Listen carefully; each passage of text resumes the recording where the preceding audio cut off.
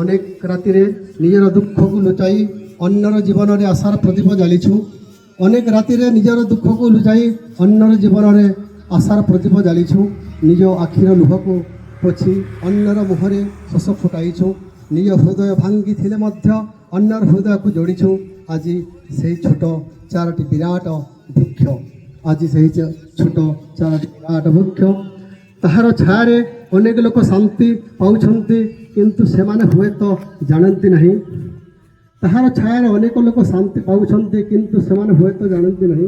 ଏହି ବୃକ୍ଷର ପ୍ରତ୍ୟେକ ପତ୍ରରେ ଆମର ତ୍ୟାଗର ଇତିହାସ ଲେଖା ଅଛି। ଏହି ବୃକ୍ଷର ପ୍ରତ୍ୟେକ ପତ୍ରରେ ଆମର ତ୍ୟାଗର ଇତିହାସ ଲେଖା ଅଛି। ପ୍ରତ୍ୟେକ ଶାଖାରେ ଆମର ନିଦ୍ରାହୀନ ରାତିର କାହାଣୀ ଝୁଲୁଛି। ପ୍ରତ୍ୟେକ ମୂଳରେ ଆମର ଅଶ୍ରୁର ଜଳ ମିଶିଛି। ପ୍ରତ୍ୟେକ ମୂଳରେ ଆମର ଅଶ୍ରୁର ଜଳ ମିଶିଛି। ଆଜି ଯେଉଁମାନେ ଏହି ବୃକ୍ଷର ଛାୟାରେ ଦଣ୍ଡାମାନ, ସେମାନେ ମନେ ରଖନ୍ତୁ ଏହି ଛାୟା ସହଜରେ ମିଳି ନାହିଁ। ଆଜି ଯେଉଁମାନେ ଏହି ବୃକ୍ଷର ଛାୟାରେ ଦଣ୍ଡାମାନ, ସେମାନେ ମନେ ରଖନ୍ତୁ ଏହି ଛାୟା ସହଜରେ ମିଳେ ନାହିଁ। ଏହା ପଛରେ ଅଛି ଅନେକ ନୀରବ ଯନ୍ତ୍ରଣା, ଅନେକ ନିଃଶବ୍ଦ ପ୍ରାର୍ଥନା, ଅନେକ ଅଦୃଶ୍ୟ ତପସ୍ୟା।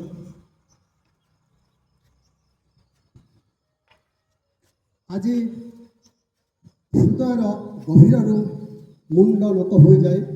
ଆଜି ହୃଦୟର ଗଭୀରରୁ ମୁଣ୍ଡ ନତ ହୋଇଯାଏ।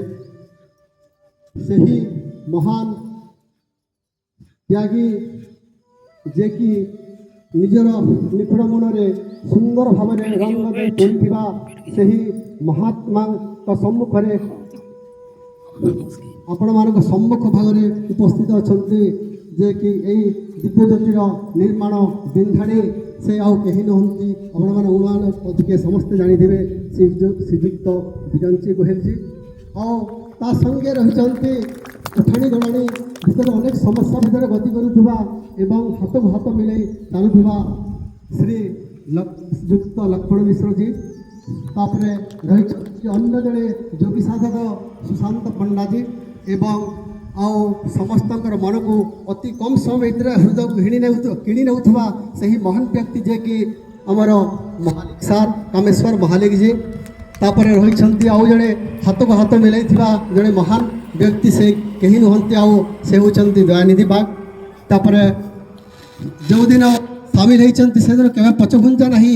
ଆମ ସଂଗଠନର ସବୁବେଳେ ଶୃଙ୍ଖଳା ରକ୍ଷା କରିବା ଏବଂ ସଂଗଠନରେ ସମ୍ପୂର୍ଣ୍ଣ ଭାବରେ ଓତପ୍ରୋତ ଭାବରେ ଜଡ଼ିତ ହୋଇଥିବା ସେହି ବ୍ୟକ୍ତି ଆଉ କେହି ନୁହନ୍ତି, ସେ ହେଉଛନ୍ତି ସୁବ୍ରତଜୀ, ସୁବ୍ରତ ପଟେଲ। ତାପରେ ରହିଛନ୍ତି ଶ୍ରୀମତୀ ଆମର ଯିଏକି ଆମକୁ ପ୍ରେରଣା ଦେଉଥିବା, ଆମକୁ ଉତ୍ସାହିତ କରୁଥିବା ଆମର ଅପା ଅତି ପ୍ରିୟ ଯିଏକି ମମତା ମିଶ୍ରଜୀ। ଆପଣ ଟିକେ ଉଠିଦେବେ, ଟିକେ ଦେଖିଦେବେ, ମମତା ବହୁତ ଅଛନ୍ କିନ୍ତୁ ମମତା ମିଶ୍ରଜୀ ଉଠିଦେବେ ଟିକେ। ତାପରେ ରହିଛନ୍ତି ଆଉ ଜଣେ ସବୁବେଳେ ସେ ସହଯୋଗ କରିଛନ୍ତି ଜୟନ୍ତୀ ସାହୁ, ଆଜିକା ଅନୁପସ୍ଥିତ ଅଛନ୍। ଶ୍ରୀମତୀ ସୁଦେଶନା ରାଉତ, ଆଉ ସେ ସର୍ବଗୁଣ ଅଳଙ୍କୃତା ଦିବ୍ୟଜ୍ୟୋତି ଜାଗୃତି ମାନେ ସ୍ୱୀକୃତି ଦେଇଛେ। ତାଙ୍କର ଗୁଣ ଅତୁଳନୀୟ, ସବୁବେଳେ ଶୃଙ୍ଖଳା ରକ୍ଷା କରସନ୍ ଆଉ ଯୋଗକୁ ଆଗକୁ ନେବା ପାଇଁ ପ୍ରେରଣା ଯୋଗାଇଥାନ୍ତି ସୁଦେଶନା ରାଉତ ଓ ଅନ୍ୟ ସମସ୍ତ ମହାନୁଭବ ଯେଉଁମାନେ ନିଜ ଜୀବନର ଅମୂଲ୍ୟ ସମୟକୁ ଏହି ମହାଯଜ୍ଞରେ ଆହୁତି ଦେଇଛନ୍ତି। ମହାନୁଭବ ଯେଉଁମାନେ ନିଜ ଜୀବନର ଅମୂଲ୍ୟ ସମୟକୁ ଏହି ମହାନ ଯଜ୍ଞରେ ଆହୁତି ଦେଇଛନ୍ତି। ଆପଣମାନଙ୍କ ନାମ କେବଳ ଏତିକି ତାଲିକାରେ ନୁହେଁ, ଏ ସଂଗଠନ ହୃଦୟ ସ୍ପନ୍ଦନରେ ଲେଖାଯାଇଛି। ଆପଣମାନଙ୍କ ନାମ କେବଳ ଏକ ତାଲିକାରେ ନୁହେଁ, ଏହି ସଂଗଠନ ହୃଦୟ ସ୍ପନ୍ଦନରେ ଲେଖାଯାଇଛି। ଯଦି କେବେ ଏହି ସଂଗଠନର ଇତିହାସ ଲେଖାଯିବ, ଯଦି କେବେ ଏହି ସଂଗଠନର ଇତିହାସ ଲେଖାଯିବ, ସେଥିରେ କେବଳ ସଫଳତାର କାହାଣୀ ନୁହେଁ, ସେଥିରେ କେବଳ ସଫଳତାର କାହାଣୀ ନୁହେଁ, ତ୍ୟାଗର, ଅଶ୍ରୁର, ସେବାର, ଧର୍ମ ଓ ବିଶ୍ୱାସର ଦୀପଶିଖା ଅମର ହୋଇ ରହିବ।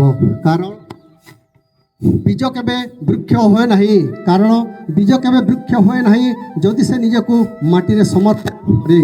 ଦୀପ କେବେ ଆଲୋକ ଦିଏ ନାହିଁ ଯଦି ସେ ନିଜେ ଜଳିବାକୁ ପ୍ରସ୍ତୁତ ନୁହେଁ।